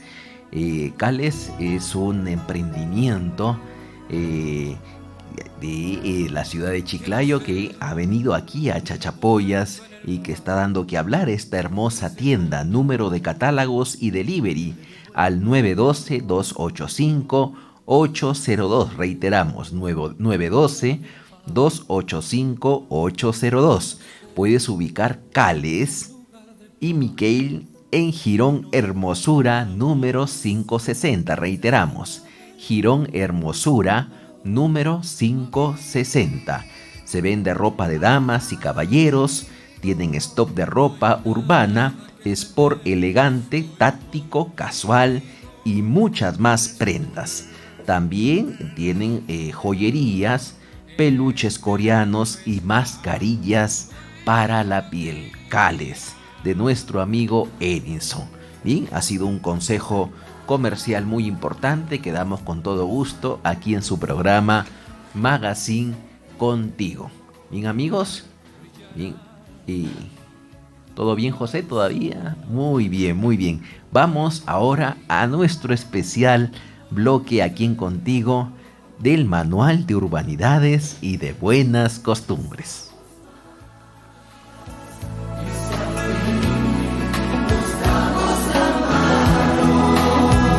Vanidad y buenas costumbres en Contigo.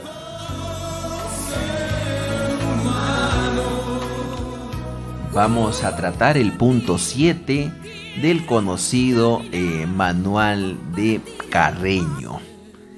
En cuanto a los dormitorios y demás aposentos interiores, cuidemos además de que en ellos corra el aire libre en todas las horas en que la necesidad no nos obligue a mantenerlos cerrados. Esta regla de aseo es al mismo tiempo una prescripción higiénica, por cuanto la ventilación de los aposentos contribuye en gran manera a la conservación de la salud.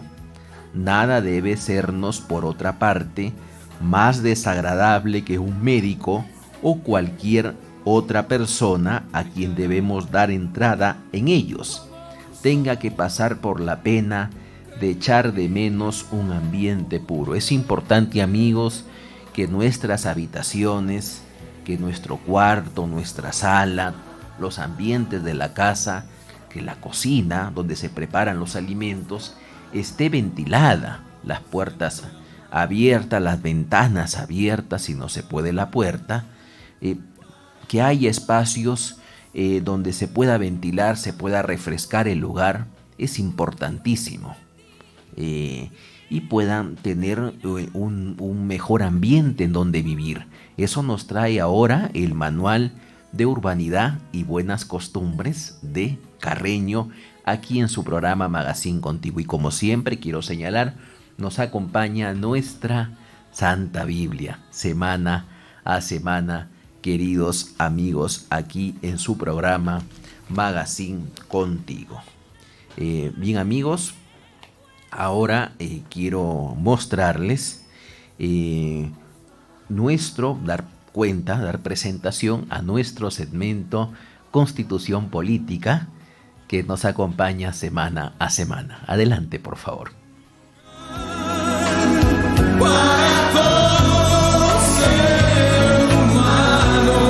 Contigo, conociendo nuestra Constitución Política del Perú.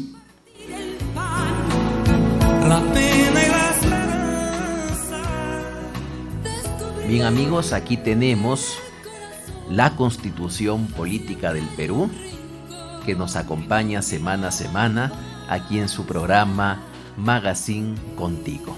En esta oportunidad vamos a tratar, enmarcado dentro de lo que significa el capítulo 1, Derechos Fundamentales de la Persona, dentro del artículo 2, inciso 11, a elegir su lugar de residencia, a transitar por el territorio nacional. Tenemos el derecho a ello y a salir de él y entrar en él, salvo limitaciones por razones de sanidad o por mandato judicial o aplicación de la ley de extranjería. Esto sustentado en un valor implícito que nos da la Constitución, que es nuestra libertad. Nos parece fundamental este acápite de nuestra Carta Magna, la Ley de Leyes, el segundo libro más importante que podemos tener cada estado, luego de la Biblia, por supuesto, el cual señala pues estos derechos fundamentales que tenemos y que está amparado en nuestra Constitución política. Bien, Josecito, ¿alguna novedad? ¿Todo bien? Bien, continuamos aquí en su programa Magazine Contigo. Bien, continuamos. Vamos ahora, queridos amigos, a nuestro segmento que queremos hoy, 9 de octubre del 2021, año de nuestro bicentenario. Queremos compartir, dar a conocer dentro de Contigo. Por primera vez, José, tenemos esta oportunidad. Vamos a nuestro segmento El hombre mediocre, aquí en Contigo, con lecciones, con experiencias muy importantes para nuestra vida diaria. Adelante, control. Estoy contigo y después de la oscuridad. Muy bien, José. Correcto, damos presentación a nuestro segmento El hombre mediocre. En principio vamos a dar cuenta de la biografía del autor de este libro que a continuación lo voy a mostrar, El hombre mediocre. Vamos a dar cuenta de José Ingenieros. ¿Quién es José Ingenieros?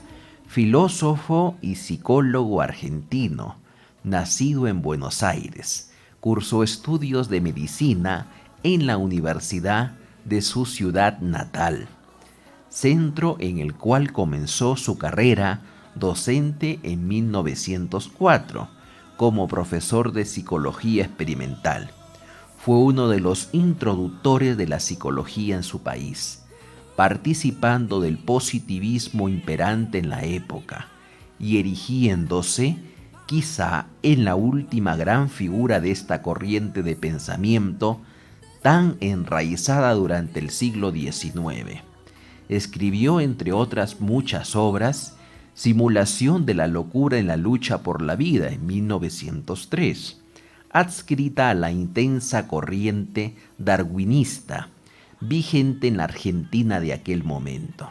Psicología genética en 1911 y El hombre mediocre, esa magna obra de 1913. Su obra más importante en el campo de la psicología social, en la que describía al hombre moldeado por el medio, sin ideales ni individualidad. En uno de sus trabajos más originales, Proposiciones relativas al porvenir de la filosofía, en 1918, desarrolló una versión particular del positivismo que hacía posible la metafísica. Afirmaba que es posible reconocer en toda forma de experiencia un residuo experimental que es cognoscible, aunque no tenga un carácter trascendental. Este residuo, que resulta accesible al conocimiento y a la experiencia humana, es el objeto de una nueva metafísica, distinta a la ciencia positiva. Fue miembro del Partido Socialista Obrero Argentino, fundado por Juan Bautista Justo, y defendió la idea de que la lucha de clases era una de las manifestaciones de la lucha por la vida. Durante algún tiempo defendió cierto tipo de biologismo social y falleció en 1925 en su Buenos Aires querido.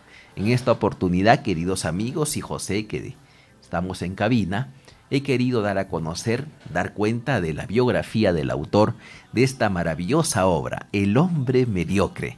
En una primera emisión ya tendremos posteriormente nuestra entrada habitual en controles de este segmento, y la segunda emisión ya la estaremos dando a conocer, Dios mediante, la próxima jornada comunicacional aquí en Contigo, queridos amigos. Bien, y seguimos en nuestro programa Contigo, con un segmento, queridos amigos, muy especial que he querido dar a conocer hoy a ustedes. Que bueno, lo hemos preparado, el equipo de producción de Contigo lo ha preparado con mucho cariño para todos ustedes. Se trata de un libro muy importante en lo que significa nuestro segmento, el libro de la semana.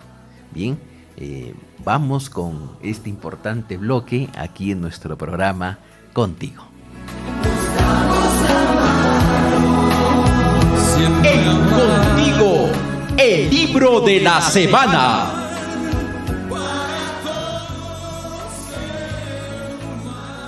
El libro de esta semana, queridos amigos, se trata de Madre Coraje, o conocida en toda su amplitud el término Madre Coraje y sus hijos, del escritor Bertolt Brecht, de gran fama en el mundo de la literatura mundial. Madre Coraje y sus hijos es una pieza teatral fundamental en el teatro de Bertolt Brecht, con música adicional de Paul Dessau, para la versión berlinesa de 1949, habiendo huido de la Alemania nazi en 1933. Brecht escribió la obra en 5 semanas, durante su exilio en la isla de Lindingo, en Suecia en 1939, previo a su escape a Finlandia y Estados Unidos, vía Rusia, estrenada en Zúrich en 1941. Brecht la revisó, produjo y dirigió en 1949 para el Berlinale Ensemble. El personaje central está extraído de una novela picaresca de Grimmelshausen del siglo XVII, La pícara Coraje, título completo en alemán. El drama se sitúa durante la Guerra de los 30 años, donde Anna Fierling, que es la Madre Coraje, es una astuta vendedora ambulante que para sobrevivir sortea hábilmente las diferencias entre católicos y protestantes, siguiendo con su carromato al ejército sueco, sacando partido de la guerra y del dolor humano. Obtiene beneficios, pero el precio que ha de pagar son sus 3 hijos, Eilif, Tjerskarts y Catalina. Al final los 3 mueren acribillados y Madre Coraje queda sola a pesar de que la guerra aún no ha culminado.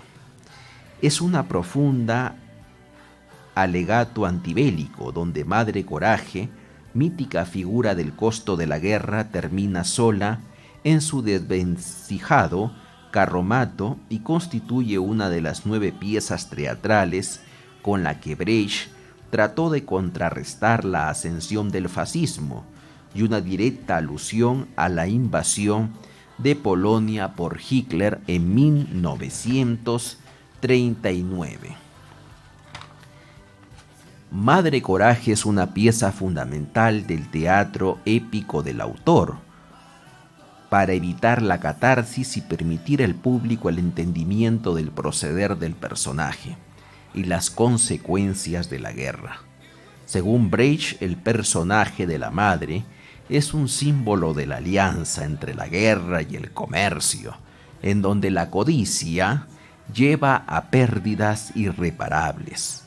La audiencia debe reaccionar indignada ante la inutilidad de la guerra y no compadecerse emocionalmente de Madre Coraje, mientras enseña que el valor de la perseverancia no siempre es útil.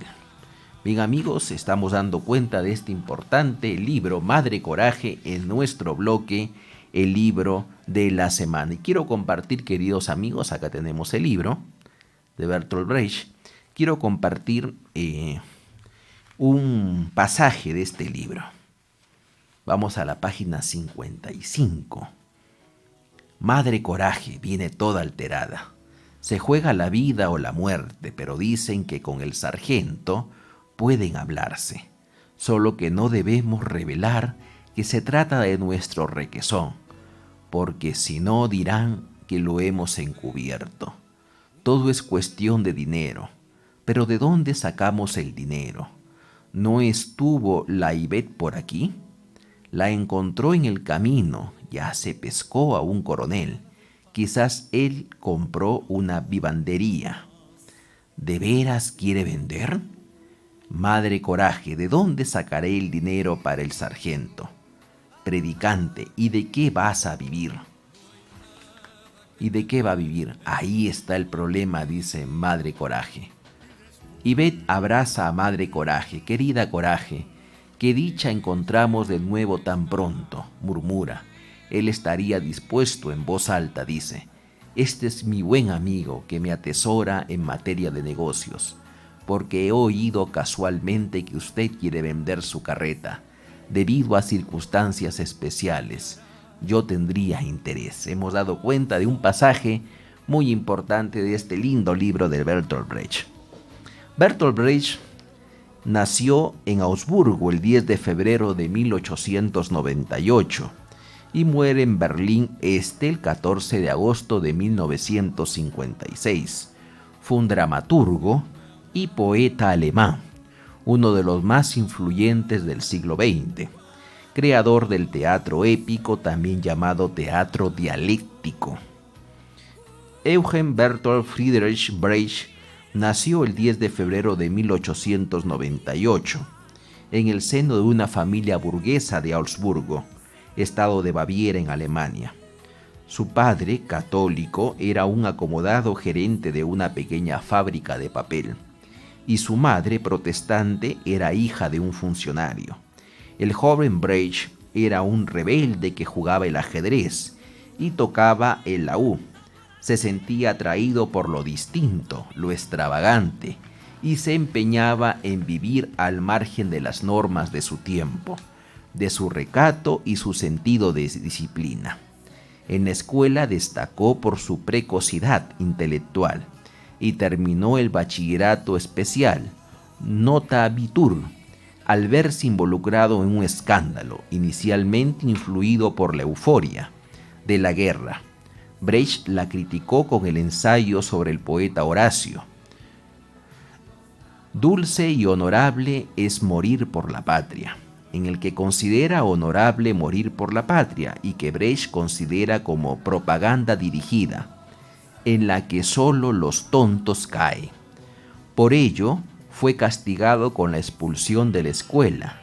Solo la intervención de su padre y el profesor de la religión le evitaron el cumplimiento del castigo. Bien, hemos visto un pasaje importante de lo que significó la vida de este gran escritor alemán, don Bertolt Brecht, aquí en su programa Magazine Contigo.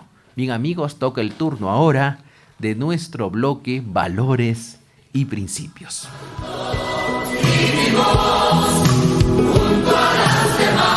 En Contigo, promoviendo valores y principios.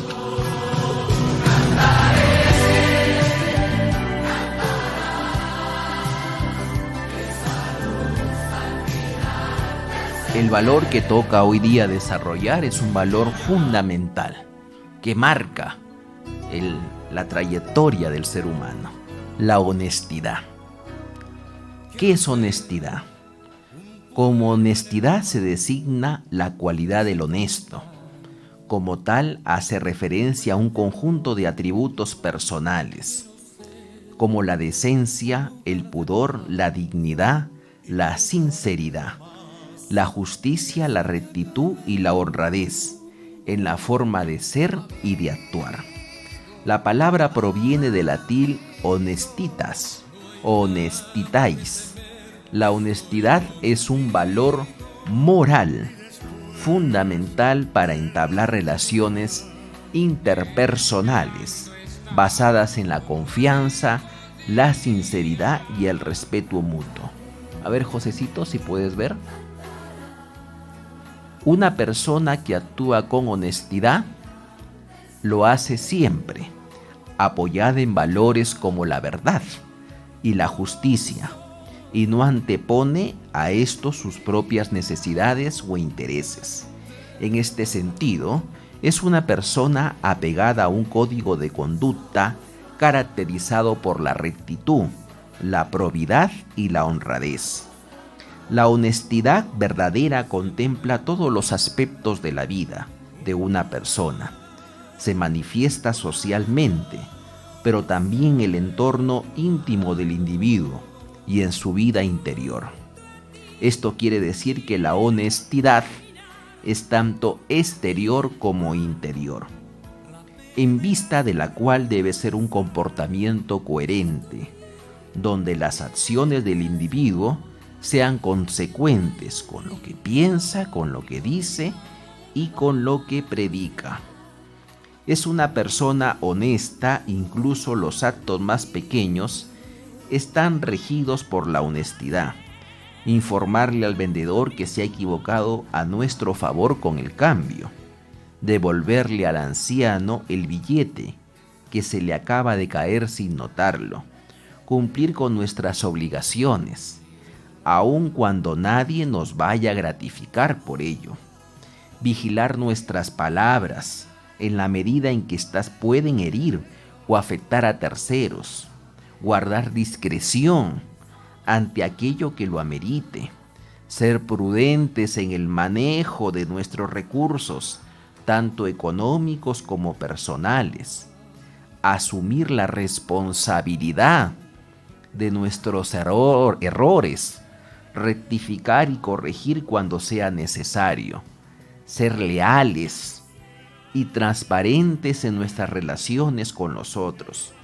Todo ello no es sino una breve enumeración de largo catálogo de acciones donde podemos manifestar activamente nuestra honestidad. En este sentido, un individuo socialmente honesto se mantiene apegado a los principios del buen obrar en todos los actos que constituyen nuestra interacción con los demás, en el trabajo, en el tráfico, en su comunidad, en sus estudios ante el Estado. Asimismo lo hará en su vida más íntima, en sus relaciones afectivas de amistad y familiar, e igualmente en su vida interior, es decir, en aquellos aspectos de su vida que no está obligado a compartir con los demás, como sus sentimientos, sus ideas, sus gustos e intereses. Un individuo honesto, en definitiva, es ante nada honesto consigo y por tanto no se traicionará a sí mismo. Queridos amigos, en nuestro programa Magazine Contigo hemos querido compartir este importante valor como la honestidad. Espero que los niños, adolescentes, jóvenes, adultos mayores, la familia en su conjunto me haya escuchado. Bien amigos, vamos ahora a nuestro importante segmento de frases motivacionales.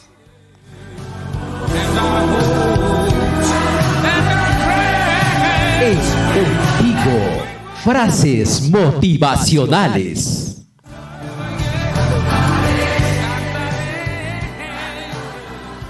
Un día despertarás y descubrirás que no tienes más tiempo para hacer lo que soñabas. El momento es ahora. ¿Quién dijo esta extraordinaria frase? Paulo Coelho. Reiteramos. un día despertarás y descubrirás que no tienes más tiempo para hacer lo que soñabas. El momento es ahora. Paulo Coelho es un novelista, dramaturgo y letrista brasileño. Después de varios años dedicado a la poesía, participó en el Mundial de Lituania en el 2021 con Portugal. Según Miguel Ángel Hidalgo, él juntos a sus dos hermanos, Coelho fueron pieza clave en la última Eurocopa ganada por los lusos. Es uno de los escritores y novelistas más leídos del mundo, con más de 320 millones de libros vendidos en más de 170 países, alrededor de 224 territorios, traducidos a 83 lenguas.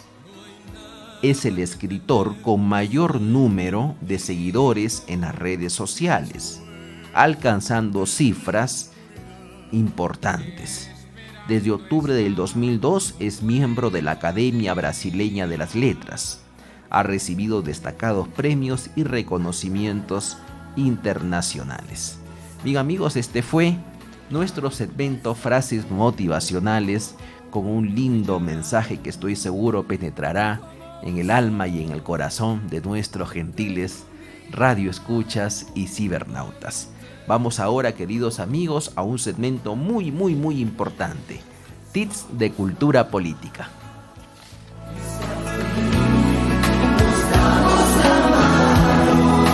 Es contigo, tips de cultura política. Y esto me da pie, queridos amigos, a saludar la designación de Mirta Vázquez como presidenta del Consejo de Ministros y al cambio que ha hecho el presidente Pedro Castillo dentro del gabinete ministerial. Vamos a compartir las funciones y lo que significa la presidencia del Consejo de Ministros. Es el ministerio responsable de la coordinación y seguimiento de las políticas nacionales y sectoriales del Poder Ejecutivo, cuya máxima autoridad política es el presidente del Consejo de Ministros, que es el ministro de Estado. Además, el presidente del Consejo de Ministros y la presidencia del Consejo de Ministros gozan de las mismas competencias y funciones atribuidas a los ministerios y los ministros, señaladas en la Ley Orgánica del Poder Ejecutivo, ley número 29158. ¿Qué hace la presidencia del Consejo de Ministros? Coordina las políticas nacionales de carácter multisectorial y las formula en su respectivo ámbito de competencia. Asimismo, lleva adelante el proceso de descentralización y de modernización de la administración pública. También supervisa las acciones de los organismos públicos, órganos reguladores, oficinas adscritas, consejos, comisiones y entidades que tienen como función velar por el cumplimiento de los derechos de todos los peruanos e impulsar el desarrollo de los mismos a través de diversos sectores. Su misión es mantener las relaciones con los demás poderes del Estado, con el propósito de construir un país moderno, articulado y descentralizado, sobre la base del logro de las metas nacionales y en el marco de las políticas generales de gobierno. ¿Bien? Hemos dado cuenta, queridos amigos, en nuestro segmento, nuestro bloque TITS de cultura política, de un aspecto de un organismo fundamental como es la cabeza del gabinete ministerial, la presidencia del Consejo de Ministros, y nuestros mejores parabienes para la nueva Premier. ¿Y? Ahora sí, amigos, de la mano de TIS de Cultura Política, vamos a nuestro bloque Formando Ciudadanos.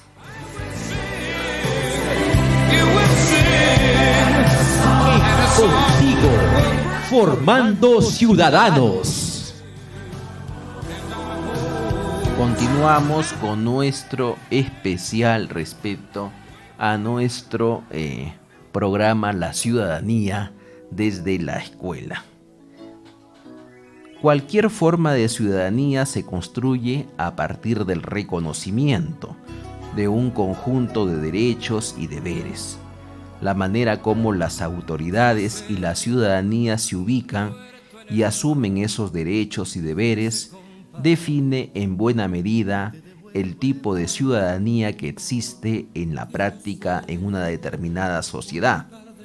En esta dirección es importante conocer cuál es el modelo de un buen ciudadano o ciudadana que manejan los miembros de una sociedad y cuáles son en la perspectiva del estudio sus principales derechos y deberes.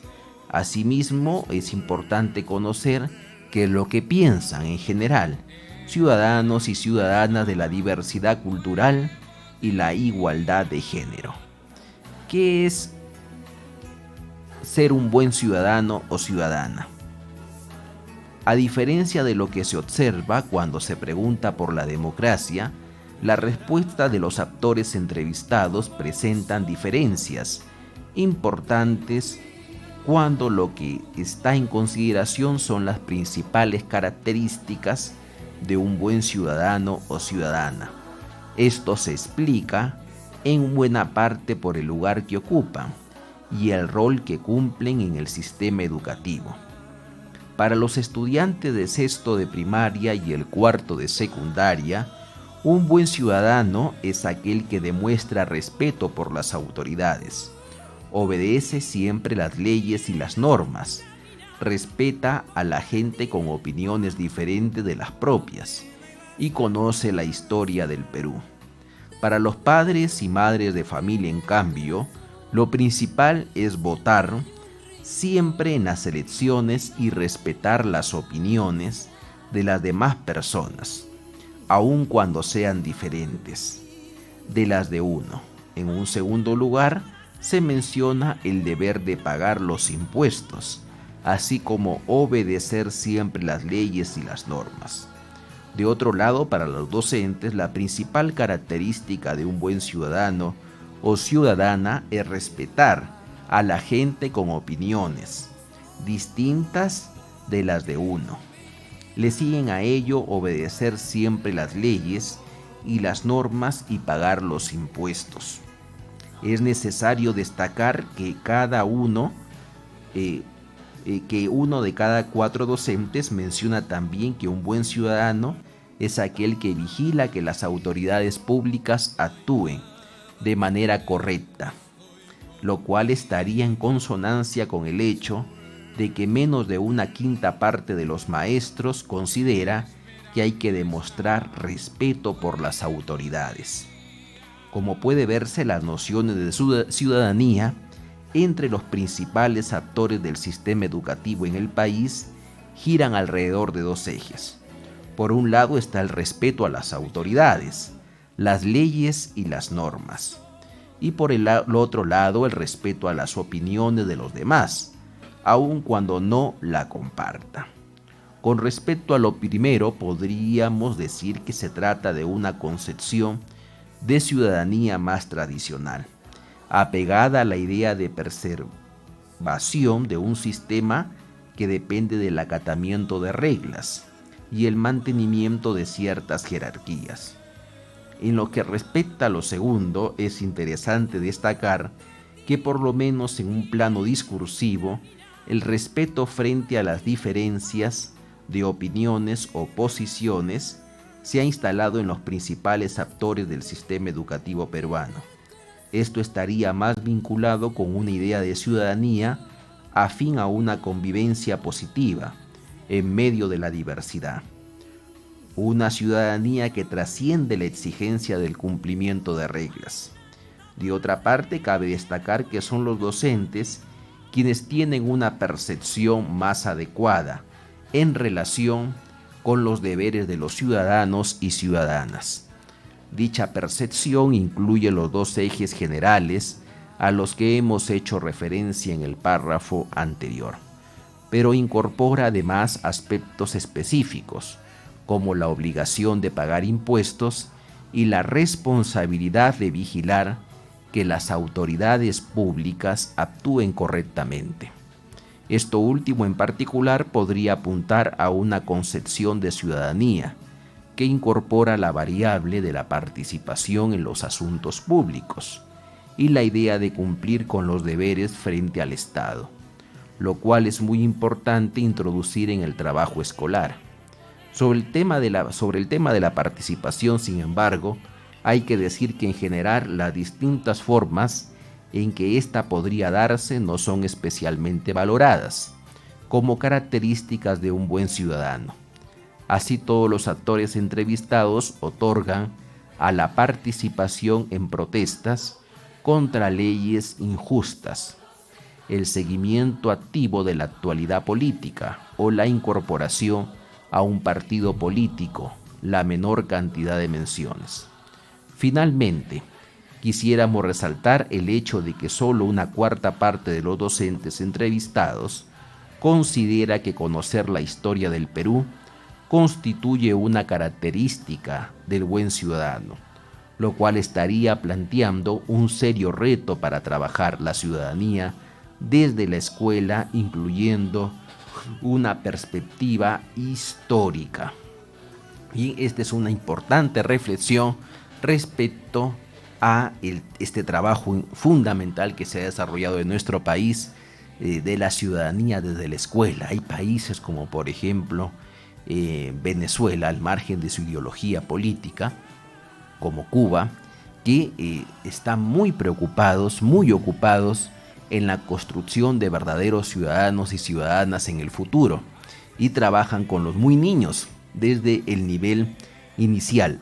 Ese es un ejemplo, al margen de toda ideología, un ejemplo práctico de lo que se podría hacer en nuestro país en adelante, no solamente en la construcción de un ciudadano, sino en la construcción de qué tipo de autoridades, de regidores, de consejeros regionales, de alcaldes, de gobernadores regionales, de presidentes del país necesitamos en nuestra patria. Es importante preocuparnos por ello, queridos amigos. Entonces, aquí desde su programa Magazine Contigo, tratamos de ir en esa dirección y de contribuir en ese propósito respecto a lo que tenemos por hacer en nuestro país, y que desde la educación, desde la cultura se puede desarrollar. También quiero saludar la designación de Gisela Ortiz como nueva ministra de Cultura. Es una gran profesional y una activista social que esperemos lo mejor de ella dentro de este ámbito. Y queridos amigos, quería en esta oportunidad, ya en el epílogo de nuestro programa, dar un tip importante respecto a un trance que todo adolescente, que todo joven tiene en lo que comprende conseguir un trabajo, conquistar un espacio laboral. Y me estoy refiriendo, nuestra producción ha creído conveniente en esta parte final, preparar un especial muy importante respecto a la entrevista personal. La entrevista personal es un examen obligatorio que se da en la etapa final de la evaluación. Puede ser para ser admitido a un centro de estudios superiores, escuelas militares o en algún centro laboral, ya sea privado o público. Por lo tanto, es determinante para el ingreso. Esta entrevista es de apreciación general del postulante a través de un interrogatorio severo realizado por el jurado con la finalidad de examinar la formación cívica, su variada y amplia cultura, el dominio del diálogo, su conocimiento y preocupación de los asuntos de la realidad nacional e internacional, el porqué del trabajo y o carrera al seguir. Una orientación elemental para la preparación de la entrevista. Previo a la entrevista, el postulante tratará de averiguar algunas preguntas que le servirá de guía y que le van a permitir obtener mayor seguridad y confianza al momento del examen. Un primer punto es el porqué de la entrevista, a analizar, a reflexionar. Un segundo punto, la entrevista es un examen eliminatorio. Un tercer punto, este es un examen final. Un cuarto punto, que busque qué quiere el jurado durante la entrevista. ¿Qué es lo que se propone conseguir en el postulante? ¿Está seguro de sí mismo? ¿Conoce a su entrevistador? ¿Ha investigado cómo es el tipo de examen o entrevista que siempre se forma o si esta varía? ¿Ha reunido con anterioridad a la entrevista los datos respecto al jurado calificador utilizando otras fuentes de información? ¿Cómo es la manera de entrevistar? ¿Cuántos postulantes hay? El temario básico para la entrevista. Son temas de interés general, invento, descubrimientos científicos, cambios económicos, sociales, revolucionarios, aspectos históricos de la vida nacional, sociales, políticos, económicos, culturales, literatura universal, española y peruana. En el arte, la pintura, la escultura y la música. Países, capitales, monedas, formas de gobierno, gobernantes. Siglas nacionales e internacionales. Proverbios, refranes y frases célebres. Interpretaciones. Geografía, demografía y economía. Historia del Perú y del mundo. Cultura general, premios Nobel, estructura de organismos internacionales y nacionales, los poderes del Estado. En cuanto al plano cívico, nación, Estado, patria, constitución, política, símbolos patrios, deberes y derechos del ciudadano, poderes del Estado, principales autoridades peruanas. Miren el inmenso rubro de temas respecto a la entrevista. Algunas recomendaciones dentro de una entrevista personal, y esto va dirigido a los jovencitos que se presentan por vez primera, por segunda, a un trabajo. La apariencia física es la primera impresión producida por el candidato, desde el movimiento que ingresa al momento que ingresa a la habitación. La manera de vestir se juzga según cómo el postulante va vestido cuando se presenta a la entrevista, pues este debe ser de acuerdo con el patrón de vestimenta requerido por el centro de trabajo a postular. Se debe respetar estrictamente la formalidad del acto. En la vestimenta no se introducirá aretes colgantes, esclavas, broches. Tampoco mostrar el botón colgando, ni contrastes fuertes en los colores de las diferentes prendas que hacen del vestuario. La dicción y locución y locuacidad son cualidades verbales del postulante al desenvolverse en la entrevista. Puede tener un marcado acento especial y la facilidad o dificultad para la expresión de un pensamiento encontrando las palabras que convienen, y así contestar y salir airoso frente a las preguntas que le formula el jurado calificador o las personas que están designadas para entrevistar.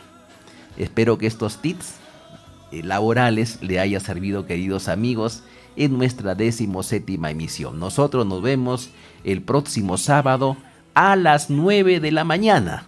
Estaremos de 9 a 11 de la mañana el próximo sábado debido a una actividad de nuestra Iglesia Católica sumamente importante. Bien, nos vemos el próximo sábado 9 de la mañana, solo en esta próxima emisión. Luego ya retomaremos nuestro programa en el horario habitual. Permiso, que tengan un lindo día, muy soleado, muy bonito, este feriado largo, que lo disfruten al máximo en familia y nos reencontraremos en una próxima jornada. Muchas gracias por vuestra fina atención. Permiso.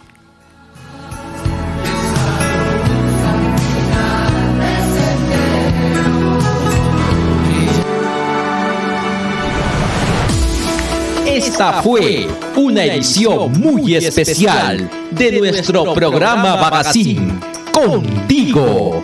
Deseamos que tengas un bendecido fin de semana. en compañía de tus seres queridos. Nos reencontramos el próximo sábado por Radio Horizonte, tu emisora familiar.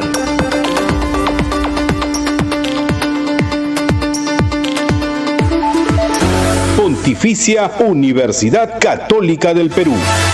Somos la